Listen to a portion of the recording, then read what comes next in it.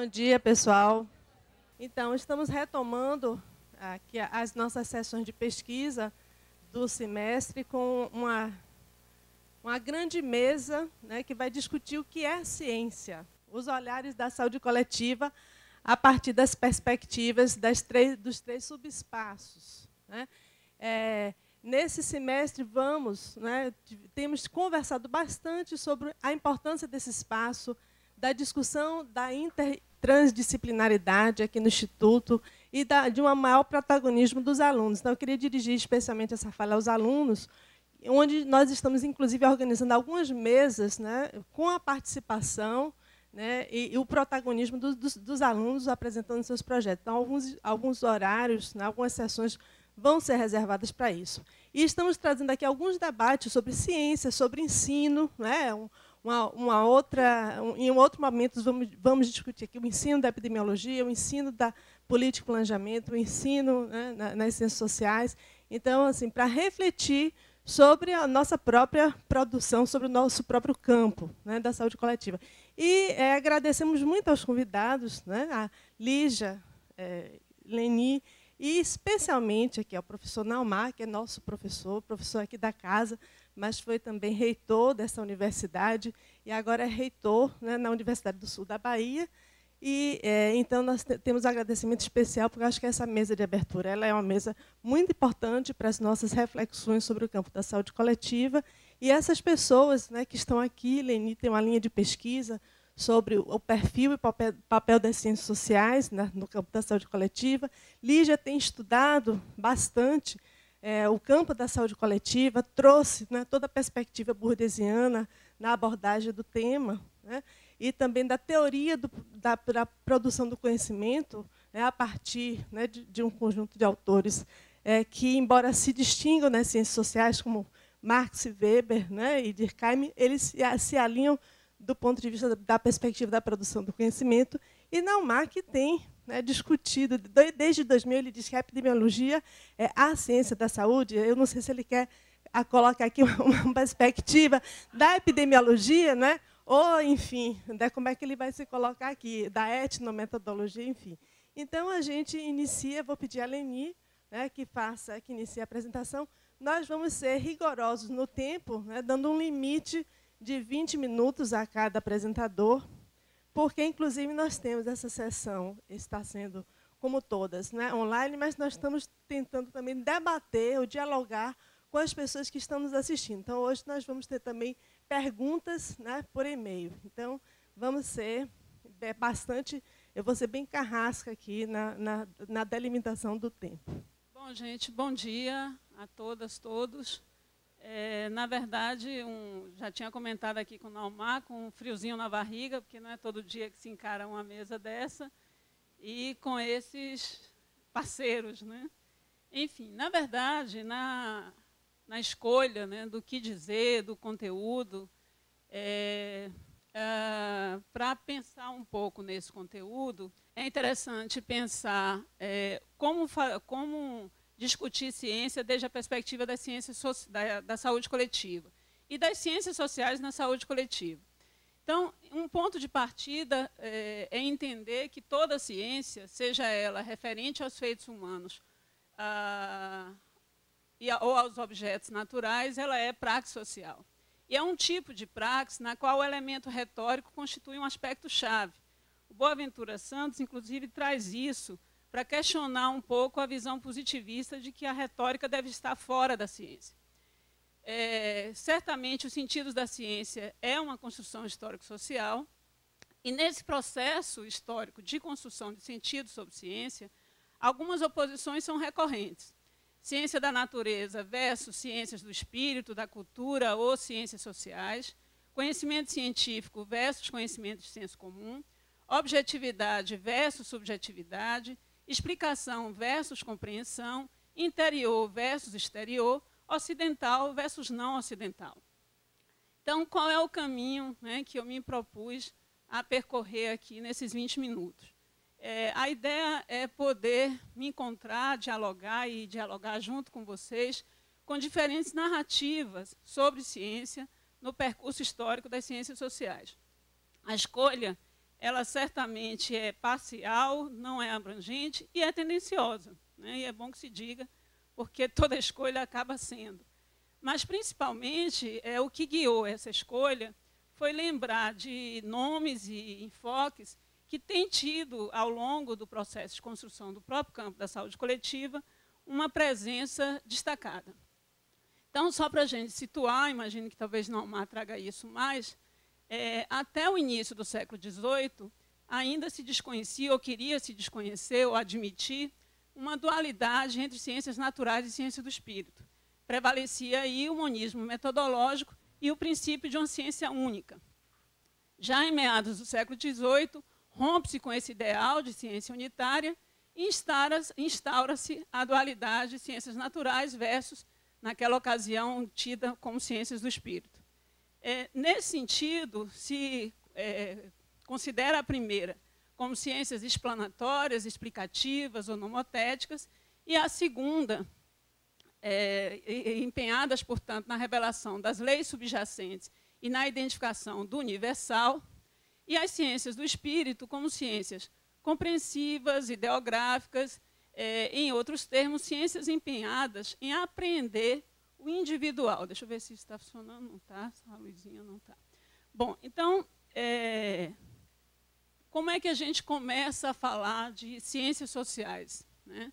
Em realidade, uma referência nesse marco é, sem dúvida, o Auguste Comte, mas ele traz, inicialmente, a denominação de física social, né? Apenas em 1839 é que ele denomina, que ele traz o termo mesmo, sociologia. Qual foi a sua principal obra? O curso de filosofia positivista. Positiva. Muitas vezes, a gente, até Guadalupe fez um pouco essa provocação, né? Sim, não é positivista, mas entre o positivismo e o que temos hoje tem um percurso.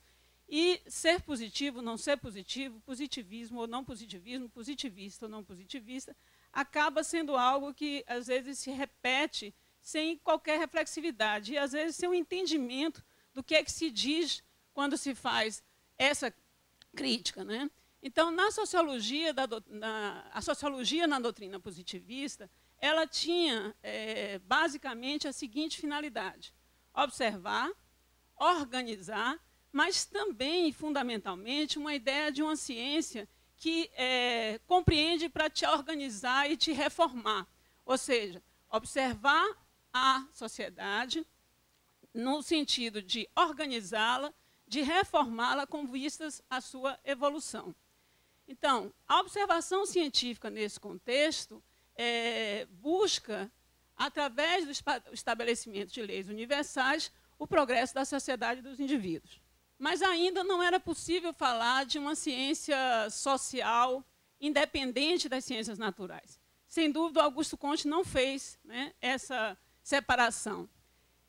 A partir de Durkheim e, sobretudo, de uma construção de um método, né, que ele define na sua obra As Regras do Método Sociológico, que essa divisão começa a existir.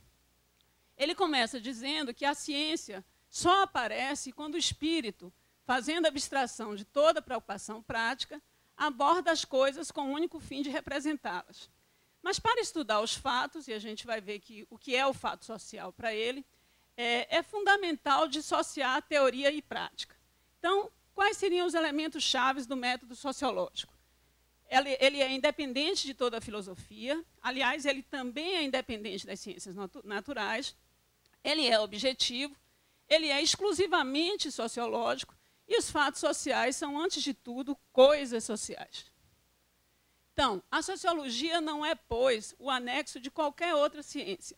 Ela é mesmo uma ciência distinta e autônoma, e o sentimento do que tem de especial a realidade social é de tal maneira necessário ao sociólogo que apenas uma cultura especialmente sociológica pode prepará-lo para a compreensão dos fatos sociais. Nesse ponto, vocês já devem ter encontrado em algumas críticas sobre Durkheim a ideia de coisificação da realidade. E de onde é que vem, né, essa ideia e até que ponto ela pode ser considerada justa? Na verdade, a coisa, né, não necessariamente deve ser entendida para além de uma metáfora, mas vamos entender o que ele trouxe aqui. Consideramos os fatos sociais como coisas, mas como coisas sociais. Com grande frequência, pareceu que estes fenômenos, por causa de sua grande complexidade, ou bem eram refratários à ciência, ou bem não podiam entrar nela mais que reduzidos às suas condições elementares, sejam físicas, orgânicas, isto é, despojada de sua natureza própria. Dedicamos-nos, pelo contrário, a estabelecer que era possível os tratar cientificamente, sem lhes tirar nada de seus caracteres específicos. Nesse ponto, ele não rompe radicalmente com Comte, ele segue numa linha positivista, mas ele vai trazer aqui um aspecto, uma diferenciação importante no avanço da sociologia e no avanço do método, que é a necessidade de analisar o social, analisar o fenômeno social a partir da sua própria natureza, ou tentando entender essa natureza, né? Tanto em um caso como em outro, e mesmo em Weber, como a gente vai ver, existe a clara convicção de que a neutralidade ela não só é necessária, como ela é absolutamente possível, né? E ela é garantida, ela é passível de ser garantida na produção dessa ciência. É muito interessante essa observação de Loe, que não se aplica apenas a Comte e a Durkheim, mas essa ideia da neutralidade, mas ele refere-se especificamente a esses dois autores. É suficiente examinar a obra dos positivistas, de Comte e Durkheim, até os nossos dias, para se dar conta de que eles não estão inteiramente fora da condição de privados de preconceitos. Suas análises estão fundadas sobre premissas político-sociais tendenciosas e ligadas ao ponto de vista e à visão social de mundos de grupos sociais determinados. Sua pretensão à neutralidade às vezes, uma ilusão, é, às vezes, um ocultamento deliberado. Situando um pouquinho, gente, eu estou deixando as datas e vocês podem ir acompanhando. A gente estava aqui numa geração 1858-1917, 1864-1920. Na verdade, num tempo de contemporaneidade entre esses autores, mas em um contexto muito diferente do atual, onde você tem uma intensa circulação de ideias, onde a possibilidade dos diálogos são muito maiores. Naquele momento, embora ambos estivessem na Europa, essas trocas eram muito mais limitadas, obviamente. Então, o que é que tem uma primeira inflexão, né, no contexto, no percurso das ciências sociais e, notadamente, da sociologia? O Max Weber pode ser considerado um dos pioneiros a problematizar os métodos de pesquisa nas ciências sociais e a questionar os fundamentos da objetividade e da neutralidade de valor, né, na perspectiva positivista. Entretanto, ele não chega a romper com essa ideia da neutralidade. Um aspecto fundamental para se entender o método em Weber é considerar que ele não acredita que a ciência seja capaz de compreender a sociedade e os fenômenos sociais como um todo. Ele coloca muito claramente que a sociedade é complexa e infinita e a possibilidade de conhecer é finito. Portanto, apenas um fragmento limitado da realidade pode, a cada momento, constituir objeto de compreensão científica. Bom, o que é a sociologia nesse contexto? É uma ciência voltada para a compreensão interpretativa. Notem que aqui sai o fato social e entra a ação social. E, por essa via, para a explicação causal dela no seu transcurso e nos seus efeitos. Ele considera, nesse empreendimento, dois recursos. O conhecimento nomológico, que se refere às conexões e regularidades observáveis, e a construção de tipos ideais, que é a base da metodologia weberiana. Em que consiste? Só mediante as fórmulas de ideal-tipo se chega a compreender realmente a natureza particular dos pontos de vista, que interessam no caso particular, graças a um confronto entre o empírico e o tipo ideal, ou ideal-tipo. Sua abordagem em termos de tipos ideais coloca-se em oposição, por um lado, à explicação estrutural dos fenômenos e, por outro, à perspectiva que vê os fenômenos como entidades qualitativamente diferentes. Bom, mais tarde, mas ainda pegando muito fortemente essa esteira do pensamento weberiano, temos o Schultz, outra referência particularmente forte na saúde coletiva a partir da década de 90, né? Schultz e alguns dos seus seguidores, que vai trazer a subjetividade com acento forte. Então, nesse contexto, a subjetividade adquire uma importância capital para a compreensão, interpretação e explicação científica das condutas humanas. Por outro lado, ao contrário do que às vezes se apregoa, o Schultz constrói uma visão bastante idealizada do pesquisador, mas onde, fundamentalmente, prevalece a ideia não só de certo distanciamento, mas de não envolvimento direto com o fato, com a realidade estudada. O que ele configura, o que ele descreve como um observador desinteressado do mundo social, que não está comprometido, e que não deve estar comprometido com a situação observada, a qual não apresenta para ele nenhum interesse prático, mas somente o interesse cognitivo. Muitas vezes a subjetividade posta na teoria de Schultz é confundida, porque ele fala de uma subjetividade das relações interpessoais, da construção dos sentidos, enquanto objeto da ciência. Não necessariamente essa posição de subjetividade no lugar do observador. O mundo social não é senão não é o palco das atividades desse pesquisador. Ele é basicamente o objeto da sua contemplação. Só para lembrar, gente, também no final do século XVIII, a antropologia ela ia ganhando contornos independentes da sociologia, e isso foi ficando mais forte a partir do século XX. E aí o Malinowski, que está aqui, em 1884, 1942, já trazia uma preocupação com a questão do distanciamento ou da objetividade. O trabalho etnográfico só terá valor científico irrefutável se nos permitir distinguir claramente, de um lado, os resultados da observação direta, das declarações e interpretações nativas, e, de outro, as inferências do autor, baseadas em seu próprio bom senso e intuição psicológica. Gente, vamos pensar aqui numa segunda metade do século XX, do chamado enfoque estruturalista e do que é que isso traz para a compreensão sobre ciência e, obviamente, de como essa perspectiva vai chegando também, não que eu vou falar sobre essa chegada na saúde coletiva, mas apenas pensando de que o estruturalismo está presente dentro dos nossos referenciais. Então, vamos situar um apogeu desse enfoque entre 1950 e 1967, particularmente tendo a França como um berço de um dado estruturalismo. O discurso científico sobre essa ótica é visto como um sistema padronizado. A própria ideia de ciência é ordenada por padrões sociais, culturais ou cognitivos, extrínseco a ela.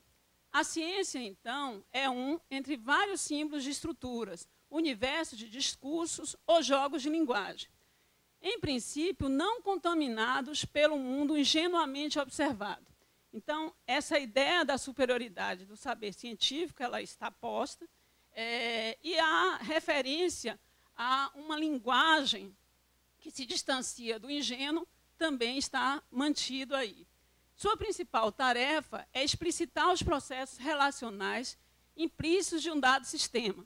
By the way, nesse enfoque estruturalista não existe elementos desconexos, né? Há uma conexão entre os vários componentes de um fenômeno social, e, nesse sentido, o enfoque estruturalista busca apreender, a partir do enfoque estruturalista, se busca apreender o aspecto sintático dos fatos socioculturais. Aqui, nesse enfoque, se pressupõe a eliminação do específico e também a ausência do sujeito. O que se considera como fundamental é a busca de invariantes que possam explicar universais nas práticas sociais. Chegamos a 68, né, e encontramos uma geração fortemente marcada por aqueles acontecimentos na França, mas para além da França. E, nesse sentido, há um conjunto de pensadores que colocam na agenda a necessidade de reavaliar o lugar social do sujeito e da própria prática social. a partir de uma perspectiva considerada pós-estruturalista, embora que se você pergunta a Foucault, e alguém perguntou a Foucault, ele disse, não me considero pós-estruturalista, mas outros o consideraram. E Deleuze, que é outra referência, mas poderiam citar Derrida, o Barthes, enfim, outros autores. Autores que combinam, de um lado, a linguística, né? Então tem um viés da linguística, mas tem o viés de uma filosofia e de uma antropologia a partir de Lévi-Strauss. O discurso ganha-se nesse contexto. A historicidade passa a ocupar o lugar que antes era da estrutura, mas não se abandona a estrutura. Em realidade, a partir desse viés histórico, o foco passa a ser nos processos de transformação, descontinuidade e repetição das estruturas. Há uma clara crítica aos enfoques considerados neopositivistas e o questionamento das grandes narrativas, focalizando as pesquisas e análises nas multiplicidades, localidades e fragmentações. A ideia do múltiplo e do fragmentado ganha protagonismo, mas ganha protagonismo também o discurso, né? E a referência à produção discursiva, particularmente com Foucault. Nesse contexto, há uma busca de métodos e abordagens que se recusam a ver o conhecimento e a verdade como representações precisas da realidade. O Geertz está correndo por fora, digamos assim, do outro lado, no contexto americano, defendendo a antropologia como uma ciência interpretativa. É interessante que o Geertz tenha essa frase. Para compreender uma ciência, não se deve aceitar posicionamentos doutrinários. É preciso analisar como os praticantes dessa ciência atuam ou agem. No caso da antropologia, ele defende que o método ou modo de agir fundamental é a etnografia. E aqui duas referências para pensar nessa ideia da neutralidade, do distanciamento do interior do exterior. Primeiro, a precariedade do argumento de neutralidade, do eu frente ao outro, uma vez que isso se institui como uma relação de poder. A mais simples descrição sobre o outro é povoada por concepções sobre nós mesmos. Bourdieu, cadê a Lígia? Então, em Bourdieu, a conjunção entre a explicação por causas e a compreensão de significados na análise sociológica, compreender e explicar são a mesma coisa. O rigor da produção científica depende das condições e dos limites nas quais as condições científicas são produzidas, discutidas ou criticadas, e deveriam ser independentes em relação ao mundo social. Bom, é importante trazer esse fundamento que eu considero central na proposta de Bourdieu, que é a chamada perspectiva praxeológica. Ela está alicerçada, em princípio, na distância objetivista, que rompe com as representações espontâneas do agente, de modo a apreender as propriedades de uma certa constelação estrutural, mas, ao mesmo tempo, ele se complementa, esse procedimento, por uma tentativa de superação da distância entre um momento subjetivista, né? Então, objetivismo e subjetivismo se encontram nessa perspectiva praxeológica.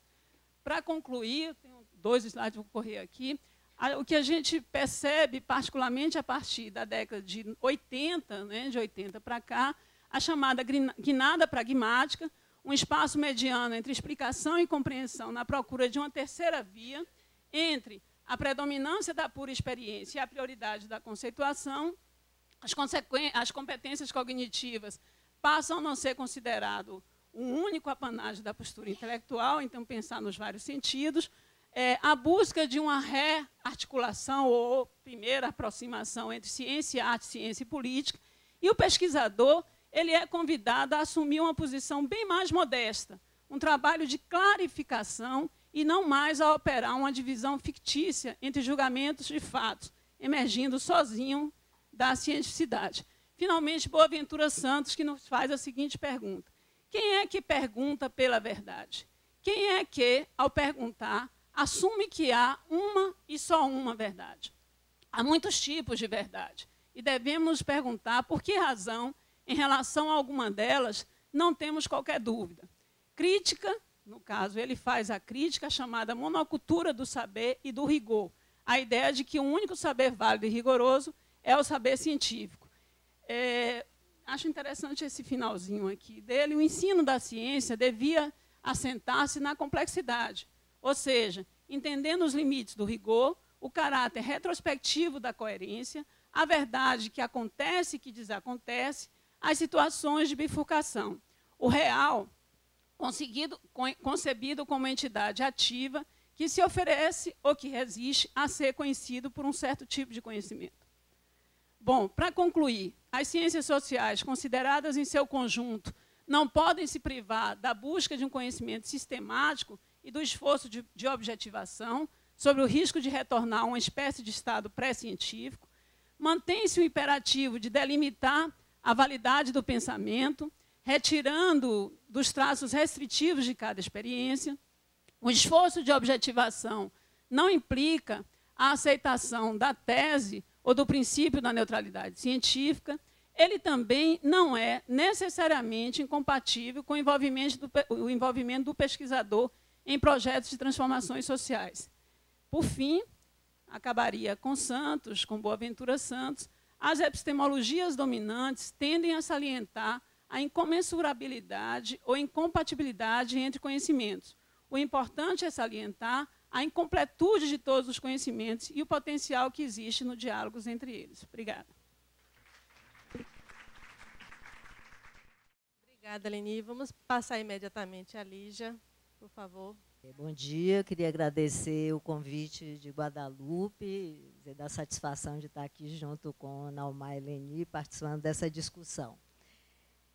Para discutir o que é a ciência, a partir da perspectiva de uma pesquisadora de política, planejamento, gestão e avaliação, eu tenho que responder inicialmente a pergunta o que é ciência, em seguida o que é saúde coletiva e quais suas relações com a ciência, para poder situar as questões em debate no campo.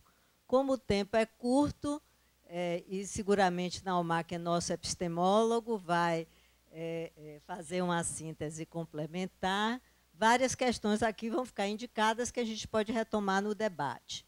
Bom, o que é ciência é uma pergunta difícil de ser respondida, até porque tem várias disciplinas envolvidas, a epistemologia, a sociologia, a história das ciências, ou seja, tem uma ciência das ciências, que toma essa pergunta por objeto e pesquisadores que levam sua vida fazendo trabalhos buscando responder essa pergunta. Então, não é uma pergunta simples.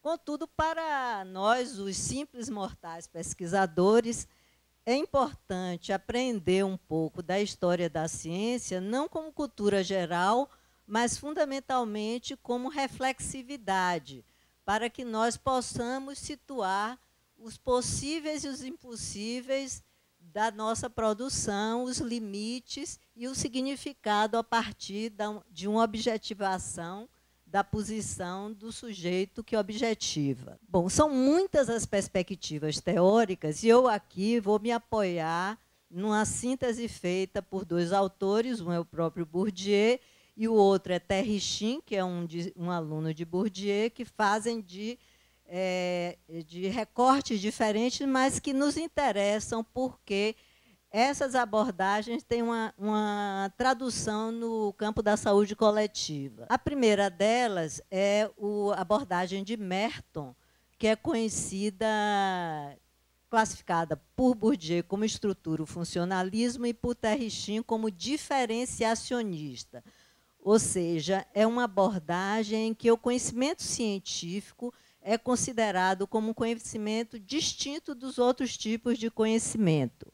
Essa abordagem ela foi produzida principalmente no período da guerra e tem um pouco sua explicação nessa conjuntura, né? Parte da sua explicação.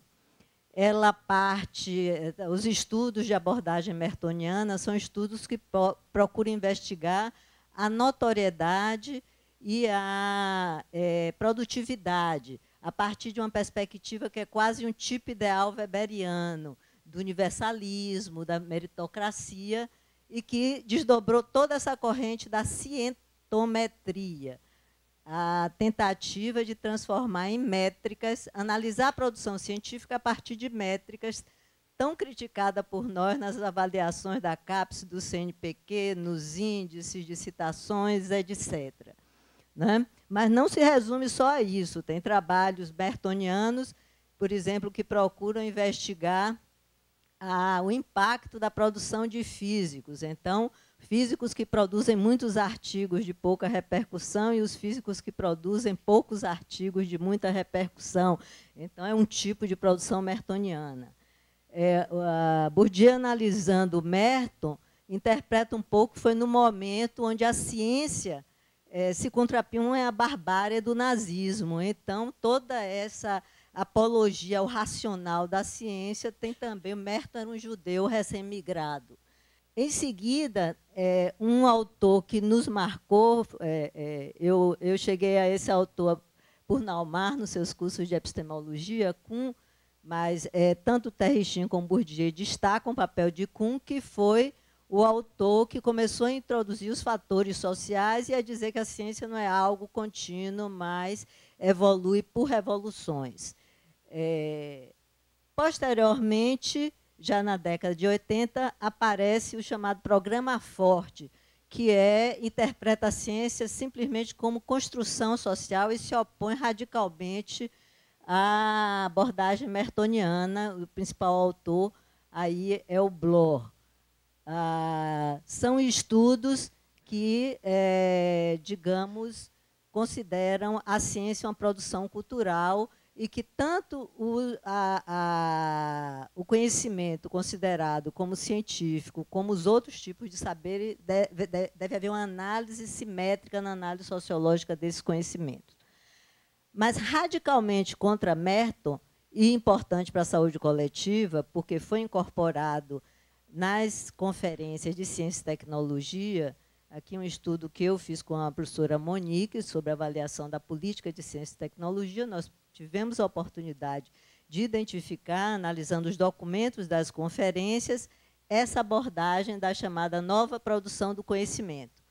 Essa abordagem ela aparece num livro programático de Gibbons e colaboradores da década de 90, onde eles caracterizam a sociologia da ciência mertoniana como tipo 1, modo 1 de produção.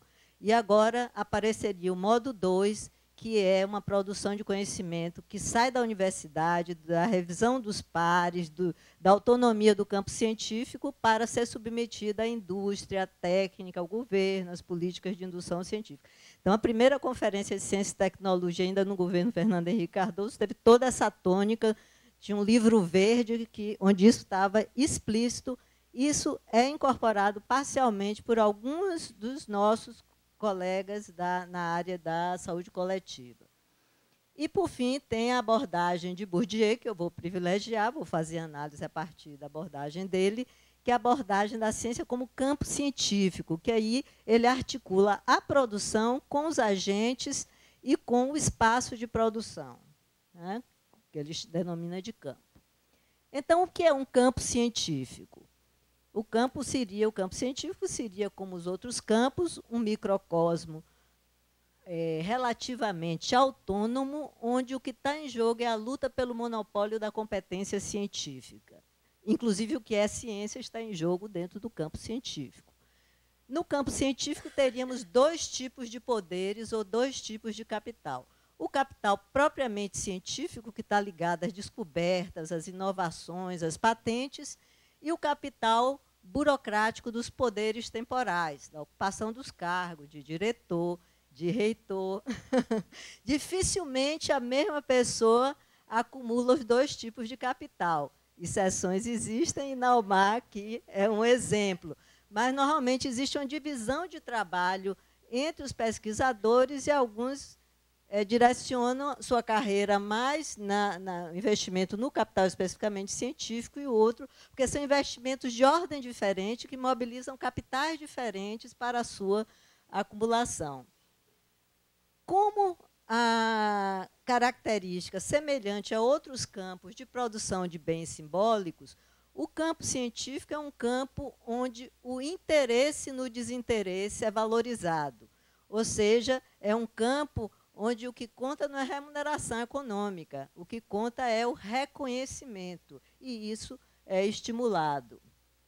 A sua autonomia, vocês viram aí a história feita por Leni na área das ciências sociais, mas também na área das ciências naturais, vem do século XVII e XVIII, foi progressivamente, ao longo de séculos, conquistada, né?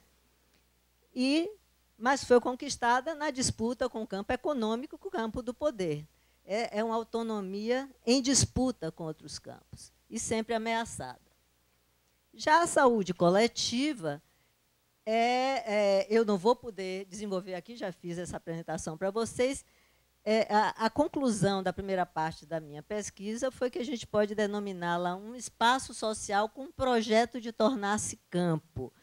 É bastante recente, né, esse desenvolvimento da saúde coletiva, e no momento da gênese, a gente pôde caracterizar como um processo social de redefinição da medicina preventiva, que se colocava como um projeto da medicina social, por referência à medicina social europeia do século XIX, rompendo com a própria medicina preventiva, com a saúde pública institucionalizada e com a higiene. Mas havia também um grupo de cientistas sociais, de sociólogos, cujo projeto era o desenvolvimento de uma sociologia da saúde. Mas, naquele momento, havia também um movimento de consolidação da epidemiologia como uma disciplina científica. E isso vai interferir em como a ciência é vista e incorporada no campo. E o projeto da reforma sanitária. Essas três características da gênese, elas vão interferir em como a ciência se retraduz na saúde coletiva. Bom, a gênese foi uma ruptura ou continuidade? Essa é uma questão em debate. E aí a gente usando o podemos considerá-lo como ruptura, porque houve todo um esforço do ponto de vista da produção do conhecimento, de desenvolvimento de uma teoria social da saúde, com os trabalhos de Arouca e Donângelo, uma epidemiologia social, que Naumar marcou como epidemiologia sem números, tentando teorizar a saúde, agora a Mônica lembrou, etnoepidemiologia, quer dizer, era todo um esforço, claro, de ruptura com o que antecedia. Todo o trabalho de Jair Nilsson, na época, sobre a reforma sanitária, era mais militante, mas com a pesquisa ele começou com a questão dos modelos assistenciais, que era onde ia no processo de trabalho, nas práticas. O planejamento também era questionado, planejamento estratégico, que o próprio Testa negou, o próprio planejamento passou a ser pensamento, era todo um esforço de ruptura com o existente. Mas havia muitas continuidades, principalmente em relação à saúde pública institucionalizada e a questão da internacionalização, que isso aparece muito forte na epidemiologia. O desenvolvimento da pesquisa mostra que a gente também pode caracterizar a saúde coletiva como um campo em consolidação, principalmente no seu subespaço científico. Ela é uma área da CAPES, do CNPq. Os seus programas de pós-graduação, que eram 6 na Gênese, hoje são 97, 2016. A produção específica tem um estudo, não me lembro se é de Rita Barata, que mostra, não me lembro o autor que mostra, hoje foi Maurício, que mostra que cresceu mais do que todas as outras áreas. As revistas indexadas ampliaram-se. Nós temos hoje pesquisadores, membros da Academia de Ciência, que mostram um reconhecimento, fundamentalmente epidemiologistas.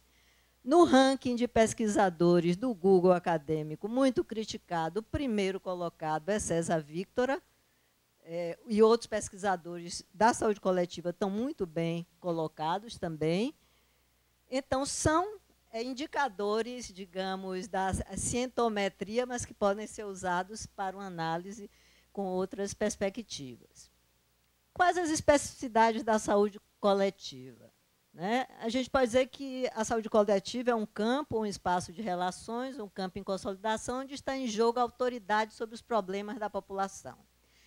E isso mesmo no campo científico. Glória que o diga na epidemia de Zika, onde toda a disputa com infectologista, com cientistas da área básica, em quem dizia o que era a verdade sobre a epidemia. As relações sobre os outros campos, quer dizer, a autonomia relativa da saúde coletiva está muito, ainda incipiente, por isso que dá dificuldade de caracterizá-la como um campo quando a gente faz analogia com o campo científico mais consolidado. Bourdieu faz uma análise, uma imagem dos campos embebidos como matrioscas, né? Aquela boneca russa que vai botando uma dentro da outra, dentro da outra. Se a gente pensar o campo científico e a saúde coletiva, essa imagem é perfeita. Mas, se a gente pensa o campo burocrático, a interseção é uma imagem que descreve melhor a relação com o campo burocrático. A gente tem uma interseção clara, principalmente a área de política e planejamento, mas não é um embebimento total. A mesma coisa o campo do poder. O campo político, a gente pode dizer que tem embebimento. E o campo médico e das ciências sociais, interseção. Então, a saúde coletiva está em disputa com todos esses campos. Se a gente fosse pensar só do ponto de vista racional, a saúde coletiva poderia ter dois objetos de pesquisa: o estado de saúde das populações e a organização social das práticas. Isso foi de Ricardo Bruno, num dos seminários lá no começo, que é ele pensando o campo. Só que, historicamente, as coisas aconteceram de forma diferente. Quer dizer, esses dois objetos poderiam ser estudados tanto pela epidemiologia quanto pelas ciências sociais. Mas, historicamente, o que aconteceu foram três subespaços ou subcampos: a epidemiologia dominante cientificamente, que logo fez seu congresso próprio, e vários dos seus principais pesquisadores fizeram doutorado no exterior, se internacionalizou. A política, planejamento e gestão, dominante politicamente, diversos seus quadros, ministros da saúde, secretários, etc., quadros de partidos e que vêm e voltam, e as ciências sociais no meio, se movimentando entre esses dois polos, como em todo o campo. Essa estrutura do campo da saúde coletiva tem uma refração sobre o subespaço da política, planejamento, gestão e avaliação. A trajetória dos agentes desse subespaço, como eu já falei, é uma trajetória mista, que envolve sempre uma passagem pelos serviços de saúde. Então, as oposições sempre aparecem na direção da gestão dos serviços. Teve uma discussão aqui que Leni estranhou os serviços, mas é no sentido da prática. Isso aparece, inclusive, na pesquisa. Intervenção versus investigação. O político e o técnico sempre são priorizados em relação ao científico. Por exemplo, eu vou dar um exemplo muito interessante. Eugênio me convidou para organizar uma oficina no Congresso de Política que teve aqui em Salvador, uma oficina de pesquisa nessa área. Aí eu convidei todos os autores sobre política, tanto das ciências sociais quanto da política, planejamento e gestão. E do lado, na sala do lado, tinha oficina sobre o plano diretor da área, que era a oficina política. Então, foi muito interessante que parte optou pela oficina do plano diretor, porque o interesse era as questões políticas do futuro do campo, etc. Bom, essas características trazem um problema para essa área, que é a dificuldade de romper com o senso comum, que é um acordo entre diversos epistemólogos de diversas áreas, e, frequentemente, os problemas de gestão e as demandas do SUS são incorporadas automaticamente como problemas de investigação. E a originalidade, ao invés de ser remetida à lacuna do conhecimento, é remetida à magnitude e relevância do problema enquanto problema de saúde. Dessa forma, a gente pode usar a tipologia de Terrichin para fazer o espaço dos pontos de vista sobre ciência no âmbito da saúde coletiva. Isso a gente, na verdade, eu e Monique investigamos no âmbito do DECIT. A gente não mais, seguramente, se fôssemos fazer uma pesquisa no campo, isso se reproduziria. A gente pode encontrar as concepções diferenciacionistas, principalmente nos agentes que têm trajetória dominante do ponto de vista científico, elevado capital científico, muitas publicações, bolsistas de produtividade, etc. a perspectiva antidiferenciacionista está no polo dominado, no polo que tem mais trajetória dominante no campo político e burocrático, quer dizer, é dominado do ponto de vista cientificamente, é dominante do ponto de vista político, né? Há uma influência, como eu já falei, do espaço de gestão em ciência e tecnologia, das conferências, isso ficou muito claro, Jair Lúcio também está aqui, participou da pesquisa. E, por fim, a perspectiva transversalista, que é a perspectiva de Bourdieu e de Whitley, segundo a classificação de Shin, que é a perspectiva que incorpora a autonomia do campo científico. O campo científico tem sua especificidade, tem sua autonomia, mas está em diálogo com outros espaços e outros campos sociais. Essa perspectiva aparecia muito nos agentes com trajetória mista. Para finalizar, o slogan do ISC, excelência acadêmica e compromisso social, a meu ver, corresponde ao ponto de vista transversalista, que é também meu próprio ponto de vista, que é aquele que recupera as disposições de origem da saúde coletiva e que articula a busca da autonomia do campo com a incorporação do conhecimento produzido nos processos de transformação social. Obrigada.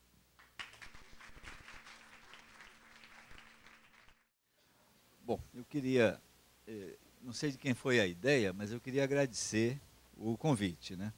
E falei brincando que esperava que eu não fosse o epidemiologista numa mesa que tinha a cientista social, a planejadora, a administradora, e eu incorporar a carapuça do epidemiologista, né?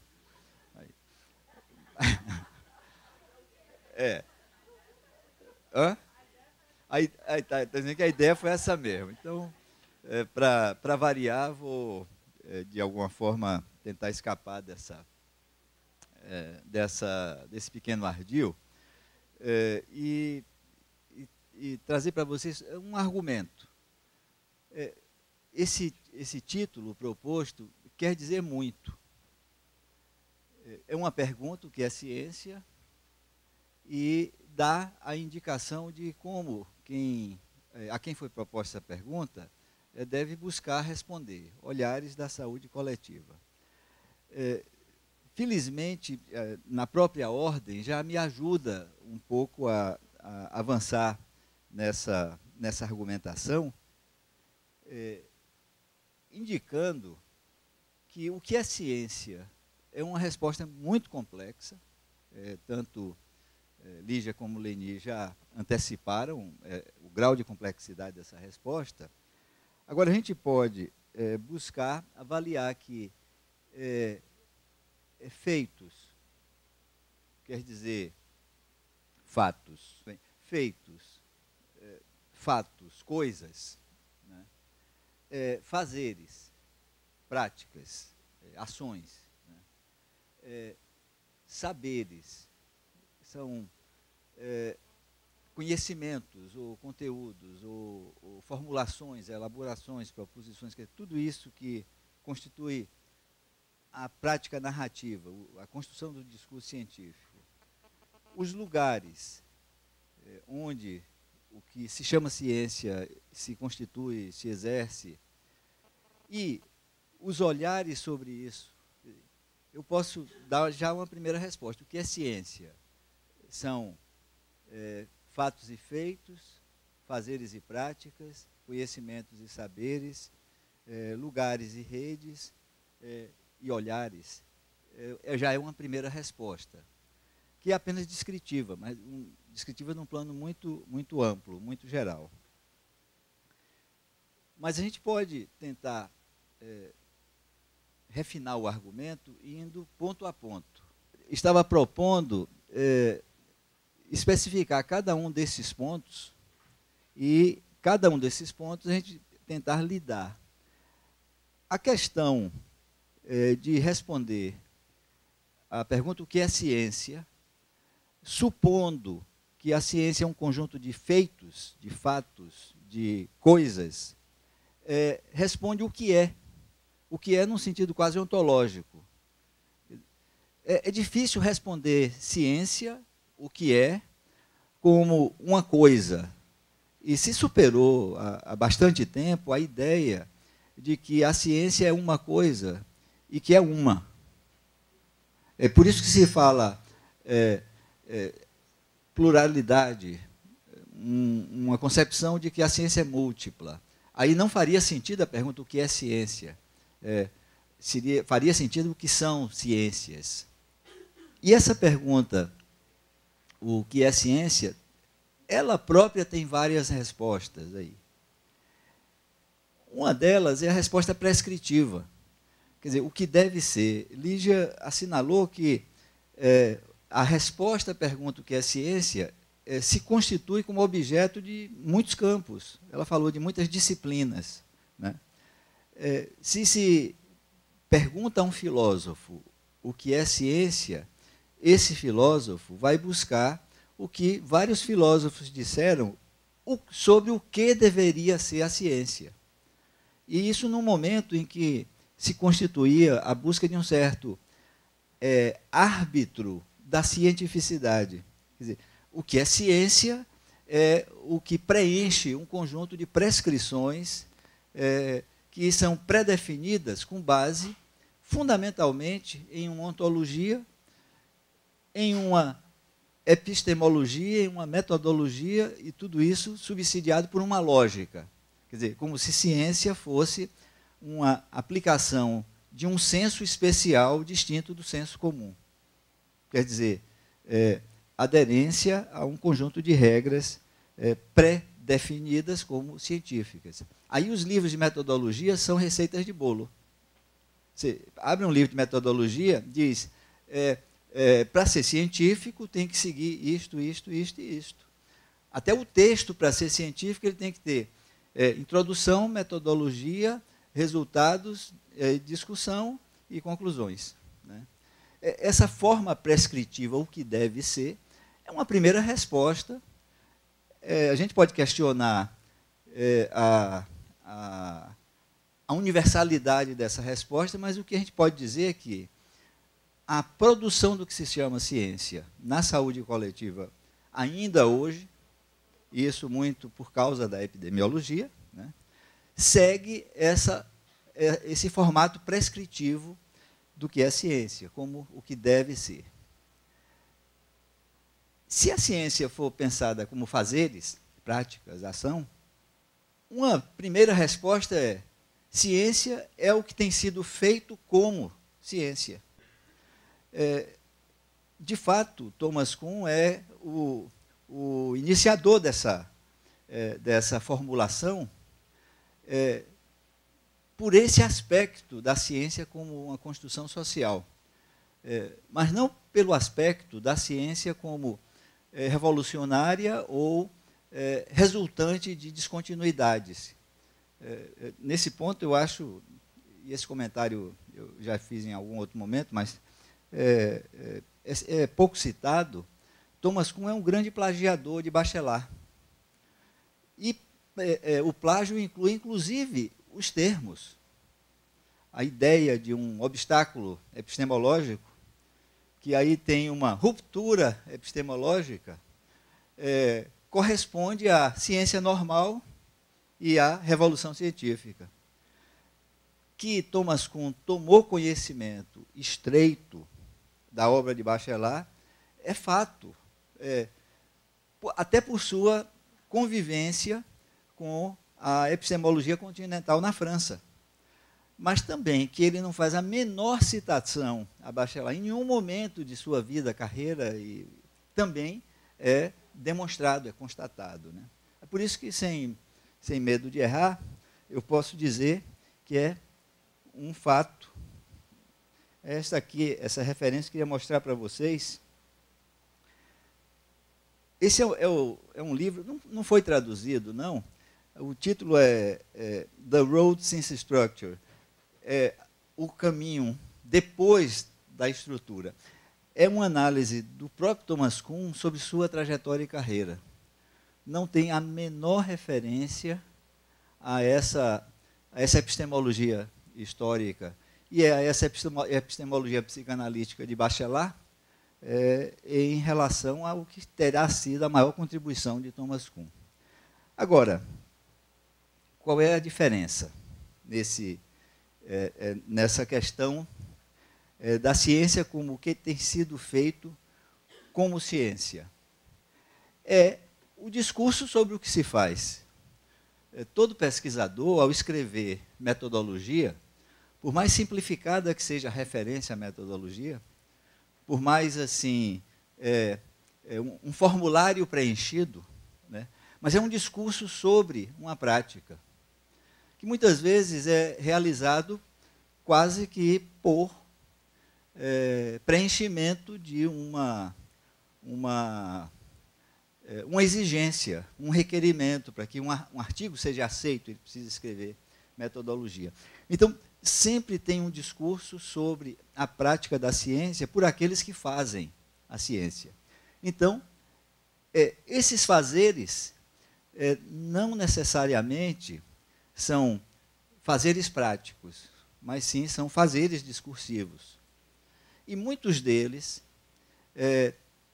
primariamente, são narrativas pós-facto que justificam a racionalidade da conclusão, né? Por isso que não é tão estranho se dizer que a última coisa que se escreve num trabalho científico é a introdução, o que deveria ser exatamente o oposto. Se introduz, se planeja. E os projetos de pesquisa, eles têm uma trajetória de construção que não é linear, tal como apresentado no resultado, né? A outra perspectiva é a gente pensar de um modo mais na suspeita, uma certa hermenêutica da suspeita, de que o que quem faz ciência diz que faz não é o que de fato é feito, é realizado. Quer dizer, uma consciência da prática da ciência é raro, muito raro, entre os que são os realizadores, os práticos da ciência. Isso resulta, é muito claro, naquilo também que tanto Leni quanto Lígia mencionaram, toda a escola de uma certa antropologia da prática científica, que o nome mais conhecido, e tem um livro muito bom traduzido em português, A Ciência em Ação, que é o Bruno Latour, demonstra isso numa clareza realmente impressionante. Vou tratar rapidamente de aplicar esse argumento sobre o que podemos chamar de saberes. Na concepção de que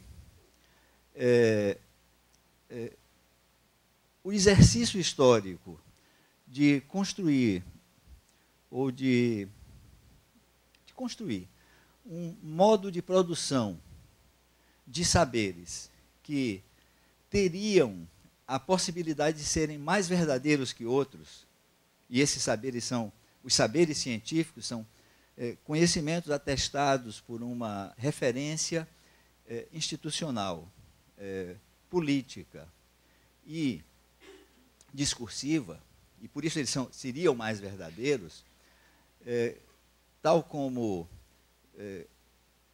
concluiu mais ou menos a Leni ao trazer o Boaventura, né, não implica que se definir ciência pelo efeito.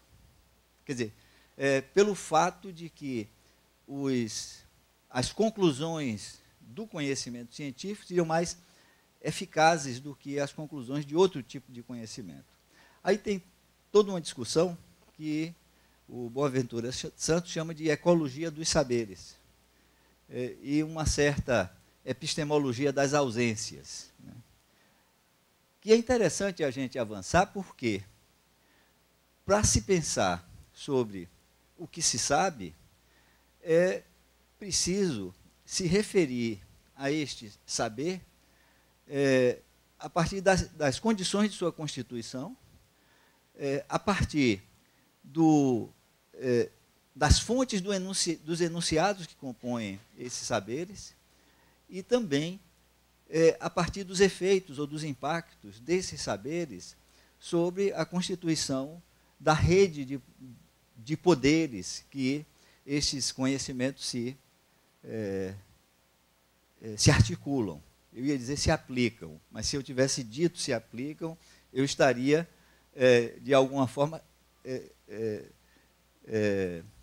transgredindo essa proposição de análise. E o que se sabe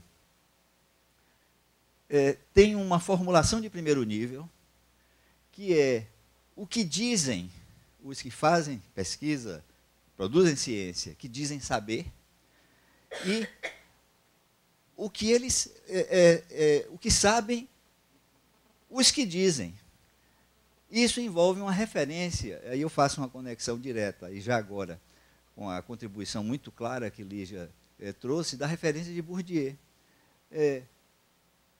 O que, de fato, sabem os sujeitos que dizem dependem da posição de poder que eles têm para que o que dizem ganhem, manifestem a cientificidade.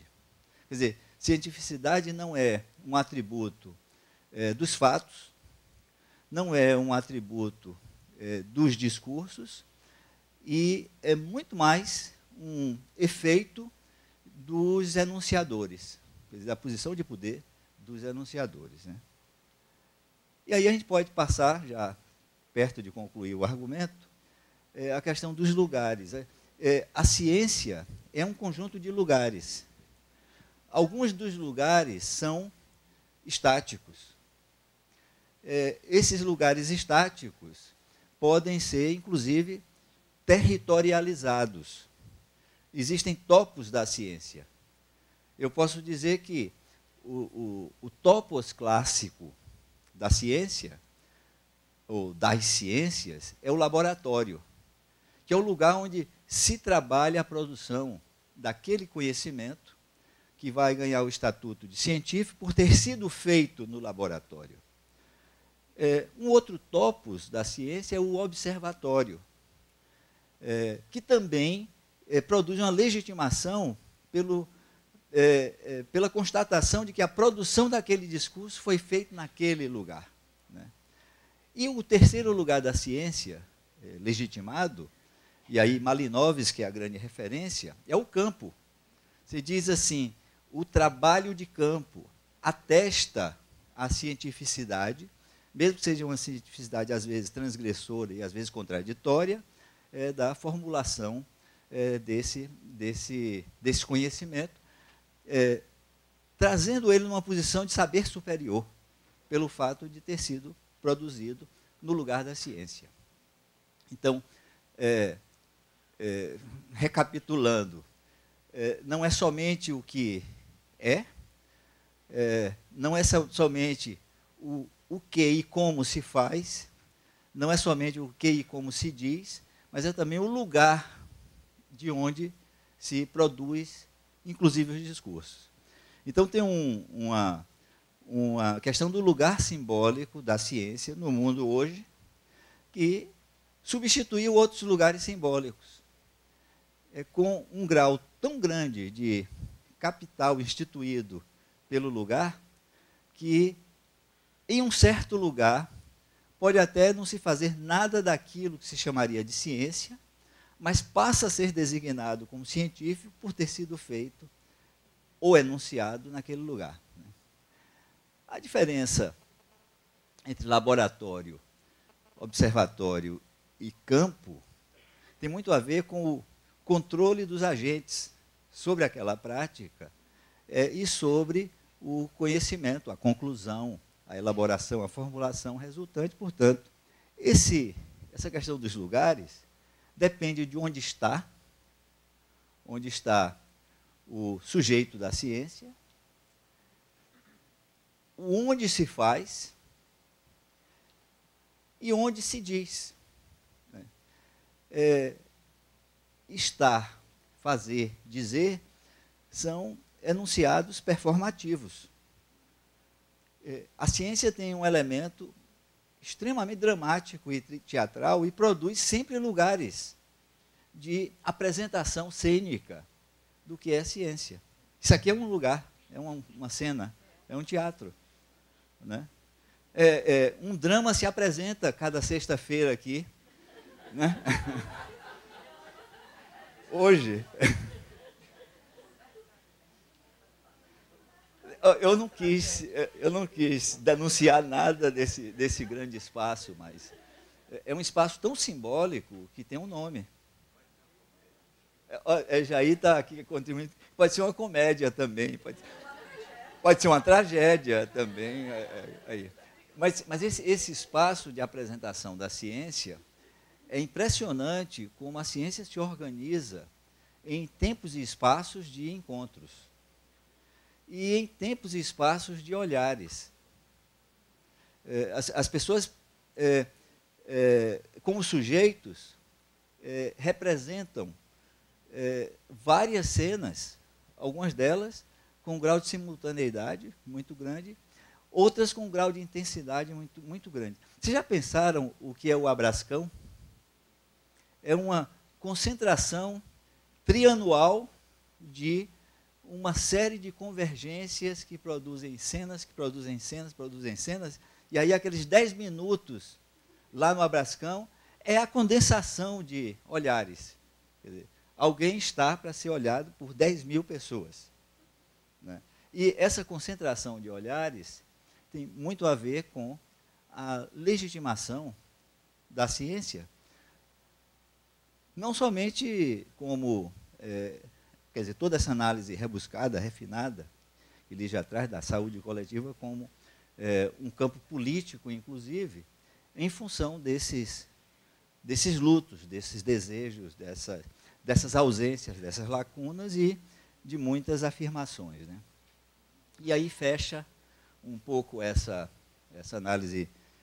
Esse argumento não chega a ser uma análise que eu propus, de que a gente dizer que não tem uma só ciência, são muitas ciências.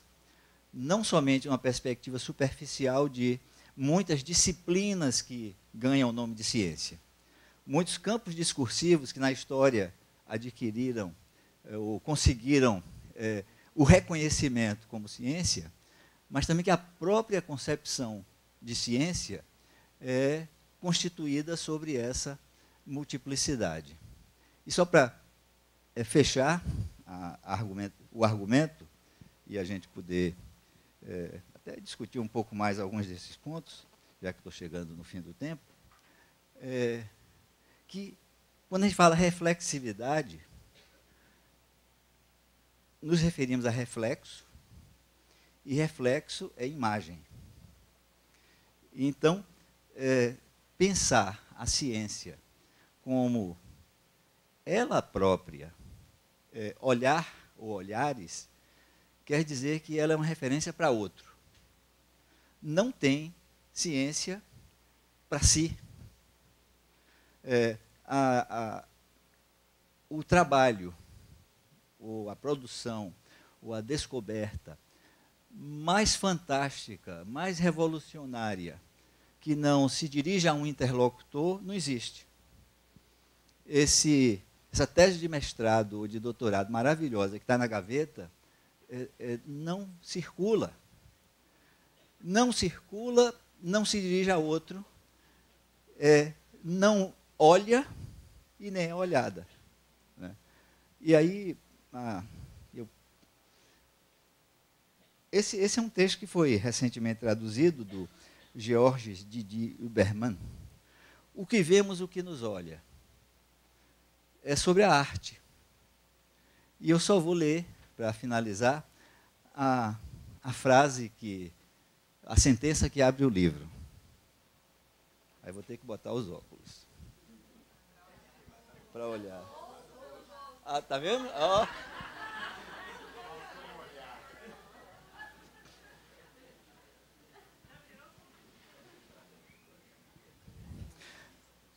O que vemos só vale, só vive em nossos olhos pelo que nos olha. Eu não encontrei uma definição da ciência mais concisa, completa e rica que esta, que se refere não à ciência, mas à arte.